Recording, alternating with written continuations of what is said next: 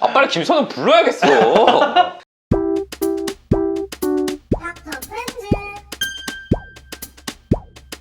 안녕하세요. 닥터프렌즈입니다. 아직도 구독을 안 하신 분이 계시다고요? 어머.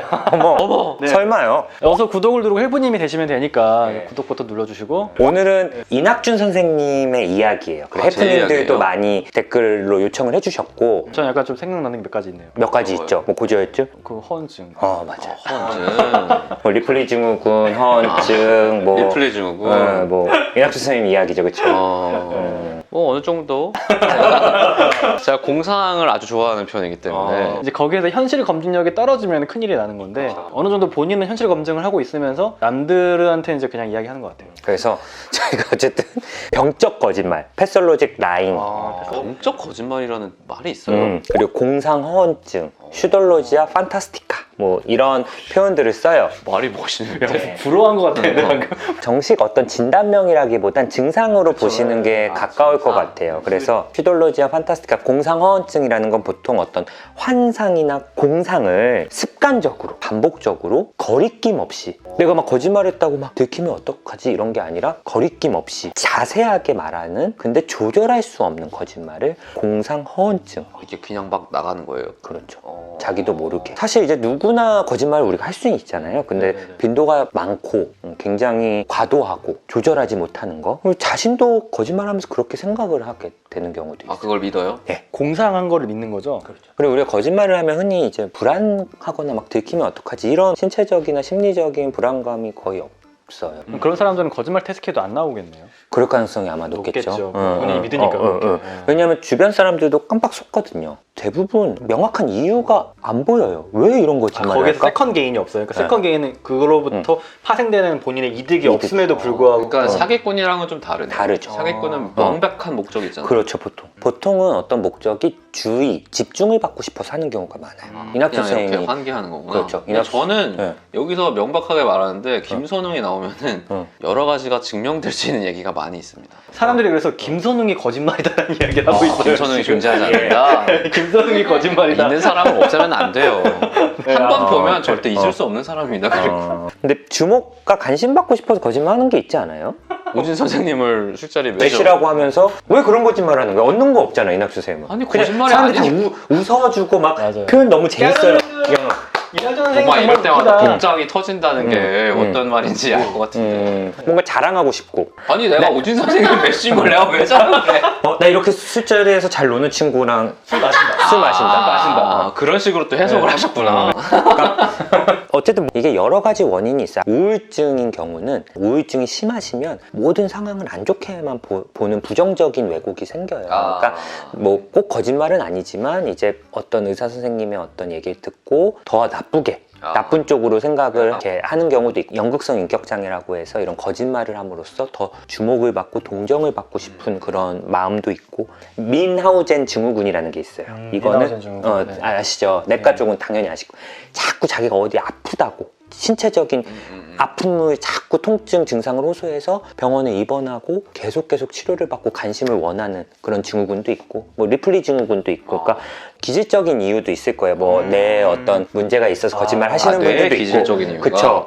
그런 사람도 그러고 있구나. 아니면은 어떤 고통스러운 기억을 지우고 싶어서 현실을 도피하고 싶어서 거짓말하는 경우도 있죠. 네네. 주로 이런 경우는 이제 우리나라에서는 학벌로 이렇게 거짓말을 하시는 경우가 많아요. 사회적인 맥락도 중요한데 아무래도 우리나라 학벌을 중요하게 보는 사회다 보니까 내가 명문대라고 했을 때 더 주목도 받고 집중도 받고 친구들이나 아니면 처음 보는 사람한테도 이렇게 얘기를 하고 그냥 다시 안 볼 사람 앞에서도 그렇게 얘기를 할 수 있는 거죠. 아주 천연덕스럽게.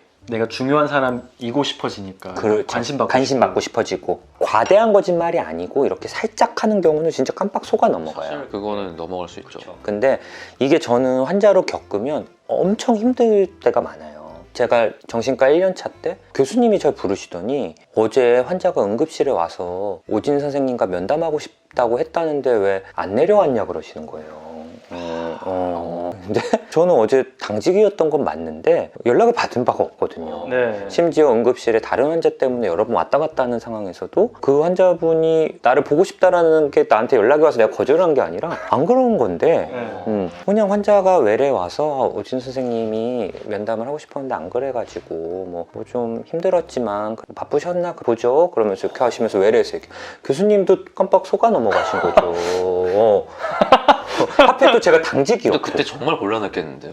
그래서 저는 억울하다 얘기를 했는데 그 환자가 그럼으로써 얻는 게 과연 뭐였을까. 교수님한테 더 주목을 받고 동정심을 그쵸. 받고 동정심을 받죠. 더 관심을 갖게 되는 거. 그리고 자기는 그런 걸 그래도 괜찮다 그런 식으로 라고 표현을 하는 거니까. 그래서 해명을 했는데도 시원한 느낌이 아니었어. 그래서 제가 심지어 그래서 그날 응급실 담당이었던 응급실 의사나 이제 응급실에도 다시 한번 확인을 했죠. 이제 혹시 연락이 중간에서 끊겼을 수도 있고 뭐 나한테 전달이 안 됐으니까 아예 그분은 그냥 복통으로 와가지고 오긴 왔어요? 왔어요. 제가 그러니까 당직인 걸 봤지. 복통으로 와서 정신과 관련 얘기를 안 하고 그냥 가셨다는 거죠. 이런 것 때문에 뭐 저는 주치의였지만 이 주변 사람들이 너무 힘든 거죠. 이렇게 좀 반목도 생기고 이렇게 막 서로 이간질도 될 수 그러니까 있고. 본인은 약간 그런 애 관심과 동정을 받고 싶어서 거짓말을 하니까 그것 때문에 이제 문제가 생기는 거죠.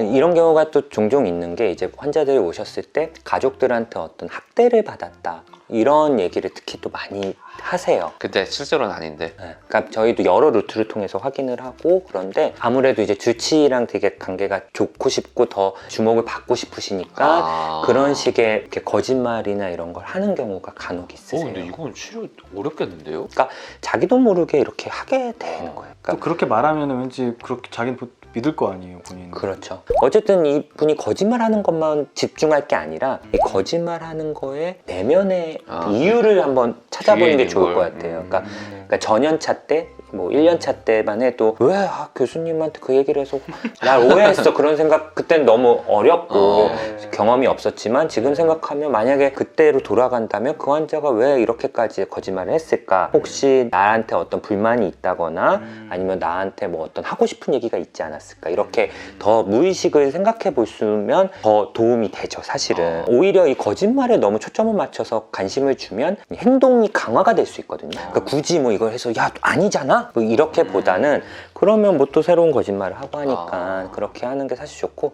이낙준 선생님이 그래서 왜 허언증을 하나 저도 생각을 해봤어요. 무의식에. 저도 좀 궁금해요. 일단 제 나름대로 네. 친하니까 자긴 술을 못 마셔. 근데 약점. 무의식적으로는 나도 술을 잘 마셔보고 싶다 이런 생각을 했을 수도 있을 것 같아. 그래서 내가 오진 선생님 메시라고 했다? 그렇게 재밌게 그러니까 여러분도 보네. 지금 진단을 한번 해보세요. 왜 이런 거 있을까? 그러고 이거는 더 큰 무의식인데 더 깊은 무의식인데 이제 또 자꾸 뭐 대학교 때 뭐 되게 잘 놀았다 이렇게 얘기하잖아요. 나 내가 그랬어요? 나한테도 막 그래. 심지어 나랑 대학교 다닌 적도 없잖아. 맞아. 대학교 때 내가 잘 놀았다고 한 적이 있어요? 그런 소문을 뭐 들었다고 약간 이런 뉘앙스. 우리 해프님도 바로 찾아주실 걸 아마. 그런데 이거는 나도 저렇게 놀고 싶은 어떤 그런 욕구가 이럴 때 뭣도 막 부리고 했었는데 나한테 막 있었다? 술을 마시는 걸 막 즐기는 그런 타입도 아니고. 아니니까 또 술을 또 약하니까 그래서 네. 그런 게 아닐까. 그래서 이해하기로 했어요. 네. 저도 약간 그런 부분 이해해요. 임창훈 쌤 막 잘 놀았다. 씨발로만 밥은 먹었냐? 이거지만 그거 진짜 자기가 제발 했을까요? 진짜. 자기도 약간 남자답고 욕하고 싶으니까. 그때는 멋진 형으로 근데 진짜 개발르지. 제가 천하장사였어요 옛날에. 그 얘기를 했어. 자기 동네 그 얘기 나왔어. 되게 재수 1살 차이인데 그 형 되게 멋있어 보이고 가죽 자켓 입고 그래 보였는데 그게 멋있어 보였어. 멋있어 보였어요. 팩트입니다. 아 빨리 김선우 불러야겠어. 근데 공상원증이 글로써 승화가 왜 승화한테 매우 좋은 케이스예요. 됐어요. 아니 자꾸 승화를 했다고 하네. 오히려 좀 이렇게 막 글로 쓰면서 조금 더 일상생활에서는 좀 담백하게 가지 않을까. 어때요? 좀 맞는 것 같아요?